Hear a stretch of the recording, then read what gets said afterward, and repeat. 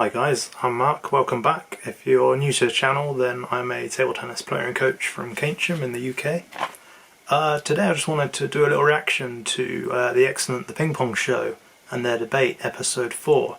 In particular the question related to why is player retention from junior to senior so diabolical in this country. Obviously all the guests on there were talking from a top level, having all played, at least county or higher.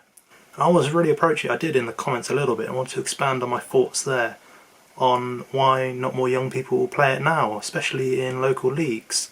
So to give you a bit of backstory about me, my own experience is literally from a bang average player. So I've never played county, never played Premier table tennis at all. I've only ever got 2 promotions I think in local leagues, and that's in a league of 3 leagues.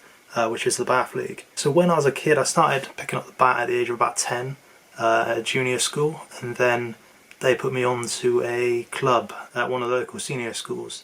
I used to go there every Thursday evening I think it was, and some kids got opportunities to play further if they had the money to go and do so, or indeed the talent. I was a little bit, I didn't really listen too much to the coaches then, probably should have. And probably didn't have the right attitude to go any further at that point, but I still loved getting the ball back from one side to the other, having different rallies with people. And I was naturally more of a defensive player. I liked the longer rallies. We entered a sort of junior team in the Bath District Table Tennis League. That was sort of specially for the up-and-coming players, so that sort of went on a little bit earlier in the evening and finished a lot earlier. So always the home and away were always at the same venue, Culverhay School, which was great. And then when I was sort of 15, 16, a couple of years older maybe, played for one local side when I was in 6th form, and then I went off to university. And then I went to Aberystwyth, and there was no table tennis the whole town. I went to seek out as soon as I got there, sports fair. I thought, oh, everything's buzzing here, everyone's really friendly, loads of different clubs and societies. The badminton club pulled me in eventually, but I went looking for table tennis. I went looking in the local town as well, but there was no tables to be played on anywhere. So for 5 years I had to go without table tennis, without the sport that I love and enjoy. And so when I eventually came back to my hometown Bath in sort of 2010 now, I've been playing again for about 10 years, I immediately joined a team. I joined a bit of an unusual team. It was Bathampton Table Tennis Club, and it's a new experiment with 2 young lads who were 14 at the time, and a doctor as well, an older doctor. And so we sort of played local league. We finished pretty near the bottom. There's only one lad that was very talented. I use the word talented. I know that was up for the debate in the Ping Pong Show, which if you haven't gone and seen yet, I mean, literally pause the video, go and watch their discussions about this junior retention, and again their little debate about talent versus hard work, which is a very hard subject and very emotive for different people. But regardless, so we played. We weren't that good. We had one chap who was very good. I helped him out in the doubles a little bit. I think I won 1 game, maybe 2, all season long. It was the worst form I've ever been in, which is why it kind of struck me that I think it was David on the Ping Pong Show said about how he wouldn't want to go down local leagues and play. And he's got massive respect for the veterans that do. But I think it teaches you a lot, losing. And for me, playing better players makes me a better player, like David said as well. But to give an opportunity to someone to play someone who has played at the very top, and they can give you tips and advice afterwards, is very inspiring. And I think as you get older, that's probably what you want to impart more onto people. That's why as soon as the Bath Leagues gave the opportunity to go and do some coaching and get out qualification, I jumped on the chance because, I've been a bit older now, 33. I felt I wanted to give back to the community. And that's how, obviously, Keynsham Table Tennis Club, if you've seen my other videos, that's how that was born and got involved with that. I have to do a sort of origin story, if you like, on that soon. But the reason I kind of got back into it and played for Bathampton, a team that I'd never met before. So we were 1 season wonder, and I went on and played for several different clubs before settling on the team I'm in now.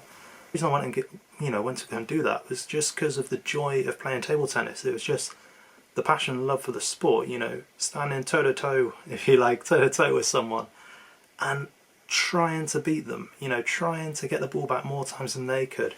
Every single point, you don't know where the ball is going, what it's going to do, And anything can happen, literally anything, once you're on the table and committed to playing that game.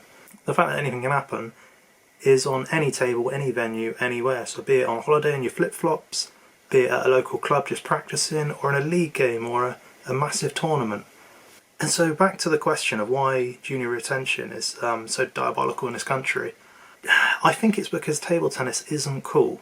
Cool is a very weird concept, but the fact that I'm 33 years old and one of the youngest people in the Bath and District table tennis leagues, and that's in 3 leagues, not just one, in 3, is astonishing. I mean, I think that it doesn't get enough coverage. I mean, today, certainly I've grown up in the world of, mobile phones and high-speed internet, bits and pieces like this, social media. And I think the people that run table tennis at a higher level aren't in that generation. They don't see that as important. I mean, getting your name printed in the local paper was the highlight of anyone's table tennis career, sort of going back 20, 30, 40 years. I mean, I know my dad, he plays table tennis, which is again one of the reasons I probably do. But he had a lot of trophies in our house. If you picture sort of a little terrace, a 3-bed house, and you've got the fireplace in the middle, and then either side you've got like shelves coming from either wall. And I remember on the top 2 shelves, or it might have been 3, there was just loads and loads of little trophies. Not big things, little trophies, just celebrating little bits of success, be that in darts, in snooker, table tennis, and skittles mainly. But it always fascinated me as a kid that you could actually win an award or win something for playing something as enjoyable as table tennis. Not that I've got a massive trophy room now, far from it, but I think the lure of prizes and the lure of competing should be enough to get people playing, whatever competition that may be it socially, say Battle of the Paddle in Bristol, getting your hands on that glass trophy at the end, but also the camaraderie and the fact that you're doing something with like-minded people and people that you enjoy doing it with is the reason that most people play socially. And so why are we losing these junior players? I think a lot of it is cost as well. So, to enter a GP in Britain, in the UK, is quite a lot of money. You've got to pay out for, first of all, your license to play local league, then your license to play higher rank competitions, and then you have to travel to the venue, then you've got to stay overnight if you want to play in both competitions. The Open being the pool, the GPs, which is on the Sunday, so you've got to have overnight accommodation, possibly time off work to travel there and back. And that's for the parents, so they've got to pay out those costs. And so the kids that if they're it's hard to say. Parents sometimes have bigger expectations on the sport than some kids do, which is another completely different topic. But unless you've got a very caring coach or parent or a sponsor, maybe it's very hard to keep playing to a higher level. I feel anyway. I might be completely off base here, but that's why I wanted to do a little reaction, spark some comments. And again, just going back to the cool element, I think there's not enough stuff being done on social media to talk about table tennis issues. I mean, I'm not the most energetic, photogenic type person, but I just wanted to get my thoughts out there to try and spark a bit of debate. My other comment on the number 4 debate video was, I'm very surprised that Table Tennis England haven't taken advantage of some of the underground or the left field table tennis promotion that's going on here in the UK, and indeed around the world. It should be celebrated more, and potentially, as you would in business, you see talent elsewhere, you go and potentially go and see that talent and have a meaningful conversation to link up or poach that employee, if you like. Which is why I'm surprised that the bits and pieces that Ashley's done at the moment is fantastic. Similarly with Dan Ives, he's been doing it for forever and a day, and I'd love to see some sort of collaboration with Table Tennis England and Dan Ives and some of the positive coverage they're doing. And I mean, really to raise that cool element is something that Danny Lawrence touched on in his comment of getting back playing himself, who's fallen out of love of the game. I'm not sure that's the right word for it, but fallen out of the competitive playing. And he said that him and Dave Weatherall wants to be in their own British League team with a few others and have better coverage than the TTD team. which again you need to check out if you haven't seen that already on Table Tennis Daily's YouTube channel.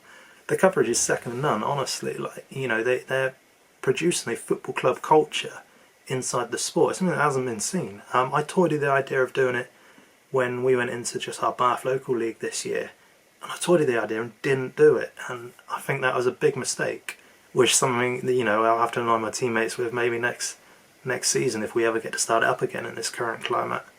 But yeah, that's just my little thoughts. So yeah, just getting that buzz back around table tennis, keeping the younger kids involved would be massive for our sport here in the UK.